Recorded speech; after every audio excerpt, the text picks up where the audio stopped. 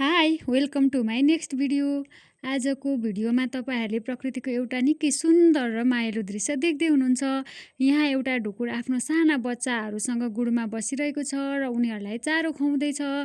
आमा ढुकुरले पहिले आफूले मकै खाएको हुन्छ र त्यही उसको मकैको दाना चाहिँ उसले ल्याएर आफ्नो बच्चाहरूलाई खुवाउँदैछिन्। जब बच्चा खाना माग्छ उसले आफ्नो मुख ठुलो पारेर आमाको चुच्चोतिर मुख लगाउँछ अनि आमाले आफ्नो चुच्चो बच्चाको मुखमा पुर्याएर खाना खुवाउँछे।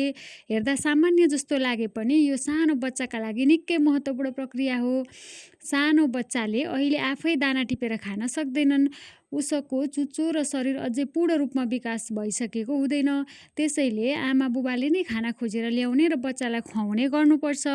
ढुकुरका बच्चाहरूलाई सुरुवाती दिनहरूमा आमा बुबाले क्रपबाट बनाउने विशेष पोसिलो पदार्थ पनि खुवाउँछन् जसलाई क्रप मिल्क भनिन्छ। पछि बच्चा ठुलो हुँदै जाँदा विभिन्न प्रकारका दाना र अन्य खाना खान सिक्दै जान्छन्। यो भिडियोमा देखाएको दृश्यले एउटा अर्को सुन्दर कुरा पनि देखाउँछ। प्रकृतिमा आफ्ना सन्तानप्रतिको माया कति गहिरो हुन्छ भन्ने कुरा। बच्चाले खाना मागिरहन्छ अनि आमा धैर्यतापूर्वक उसलाई खुवाइरहन्छे। बच्चाको पेट भरिएपछि ऊ फेरि आमाको छेउमा आराम गरेर बस्छ। यही सानो गुडमा बसेर बच्चाले बिस्तारै संसार चिन्न सिक्दैछन्। आज यो बच्चा आमाको सहारामा छ, तर केही समयपछि यसको शरीरमा प्वाखहरू राम्ररी विकसित हुँदै जानेछन्। यसले पखेटा चलाउन सिक्नेछन्, गुडबाट बाहिर निस्कन र एक दिन आफ्नै पखेटाले आकाश उड्न सक्नेछन्। प्रकृतिको सबैभन्दा सुन्दर कुरा यही हो, सानो जीव होस् या ठुलो, आफ्नो सन्तानलाई हुर्काउने माया र सङ्घर्षमा सबैमा देखिन्छ। एउटा आमाले आफ्नो बच्चाको पेट भर्नका लागि आफै खाना खोज्छे, बच्चालाई खुवाउँछे र सुरक्षा दिन्छे।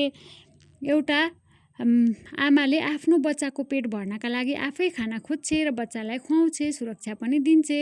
हामीले केही मिनेट मात्र देखेको यो दृश्यभित्र एउटा आमाको धेरै ठुलो जिम्मेवारी लुकेको छ।